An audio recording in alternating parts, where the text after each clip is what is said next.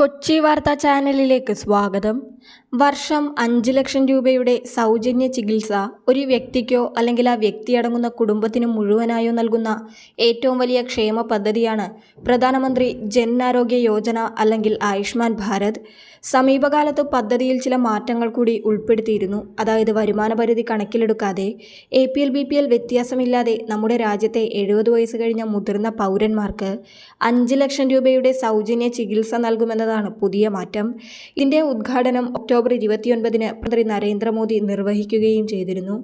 ഇപ്പോൾ പദ്ധതിയിലേക്കുള്ള രജിസ്ട്രേഷൻ നടന്നുകൊണ്ടിരിക്കുകയാണ്. ആയുഷ്മാൻ ഭാരത് പദ്ധതിയിൽ ഉൾപ്പെട്ടിട്ടുള്ള കുടുംബത്തിന് 5 ലക്ഷം കിട്ടുന്നതിന് പുറമെയാണ് കുടുംബത്തിലെ 70 വയസ്സ് കഴിഞ്ഞ പൗരന്മാർക്ക് ഈ 5 ലക്ഷം രൂപയുടെ സൗജന്യ ചികിത്സ കൂടി ലഭിക്കുന്നത്. അതിനാൽ തന്നെ പദ്ധതിക്ക് കേരളത്തിൽ മികച്ച പ്രതികരണമാണ് ലഭിക്കുന്നത്. കേരളത്തിൽ ഇതിനോടകം തന്നെ 4 ലക്ഷത്തിലധികം പേർ പദ്ധതിയിൽ രജിസ്ട്രേഷൻ പൂർത്തിയാക്കി കഴിഞ്ഞു. ഒക്ടോബർ 29-ന് പ്രധാനമന്ത്രി ഉദ്ഘാടനം ചെയ്ത് രജിസ്ട്രേഷൻ ആരംഭിച്ചുവെങ്കിലും കേന്ദ്രവും കേരളവും തമ്മിൽ വ്യക്തമായ ധാരണയില്ലാത്തതിനാൽ അക്ഷയ കേന്ദ്രങ്ങളിലും മറ്റും രജിസ്ട്രേഷൻ ആദ്യഘട്ടത്തിൽ ആരംഭിച്ചിരുന്നില്ല. നിലവിൽ 4 ലക്ഷത്തിലധികം പേർ രജിസ്റ്റർ ചെയ്തിട്ടുണ്ടെങ്കിലും ഇത് ഇനിയും ഉയരുമെന്നതാണ് വിലയിരുത്തലുകൾ. പദ്ധതിയിൽ രജിസ്റ്റർ ചെയ്ത ഉപയോക്താക്കൾക്ക് ഈ മാസം തന്നെ ഇൻഷുറൻസ് പദ്ധതിയുടെ പ്രയോജനം ലഭിച്ചു തുടങ്ങുമെന്നാണ് അറിയിപ്പുകൾ വരുന്നത്. നിലവിൽ കാരുണ്യ പദ്ധതിയിൽ എംപാനൽ ചെയ്തിട്ടുള്ള ആശുപത്രികൾ ആയുഷ്മാൻ ഭാരത് പദ്ധതിയുടെ ഭാഗമാകും. 202 സർക്കാർ ആശുപത്രികളും 386 സ്വകാര്യ ആശുപത്രികളും കാരുണ്യയുടെ ഭാഗമാണ്.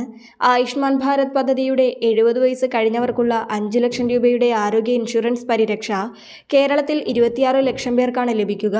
ജനസംഖ്യ വിശദാംശങ്ങൾ പരിശോധിച്ചാണ് വയോജനരുടെ എണ്ണം കേന്ദ്ര സർക്കാർ നിശ്ചയിച്ചിരിക്കുന്നത്. 70 വയസ്സ് കഴിഞ്ഞ ഈ 26 ലക്ഷം പേർ 20 ലക്ഷം കുടുംബങ്ങളിലെ അംഗങ്ങളാണ്. കുടുംബങ്ങൾക്കുള്ള ഈ സൗജന്യം തുടരുന്നതിനോടൊപ്പം തന്നെ 70 വയസ്സ് കഴിഞ്ഞവർക്ക് ഇനി അധികമായി ഈ 5 ലക്ഷത്തിന്റെ കവറേജ് ലഭിക്കുന്നതാണ് പദ്ധതിയെ കൂടുതൽ സ്വീകാര്യമാക്കിയത്. ദേശീയ ആരോഗ്യ അതോറിറ്റിയുടെ വെബ്സൈറ്റായ www.beneficiary.nha.gov.in എന്ന വെബ്സൈറ്റ് വഴിയോ ആയുഷ്മാൻ ഭാരതിന്റെ മൊബൈൽ ആപ്ലിക്കേഷൻ വഴിയോ നമുക്ക് രജിസ്റ്റർ ചെയ്യാം. ഒറ്റയ്ക്ക് മൊബൈൽ വഴിയൊക്കെ രജിസ്റ്റർ ചെയ്യാൻ സാധിക്കാത്തവർ അക്ഷയ കേന്ദ്രങ്ങളിലോ CSC കേന്ദ്രങ്ങളിലോ പോകുക. ആധാർ കാർഡുമായി ബന്ധിപ്പിച്ച മൊബൈൽ നമ്പറും രജിസ്റ്റർ ചെയ്യുമ്പോൾ വേണ്ട രേഖകളാണ്. കൂടുതൽ വാർത്താ അറിയിപ്പുകൾക്കായി കൊച്ചി വാർത്താ ചാനൽ സബ്സ്ക്രൈബ് ചെയ്യുക.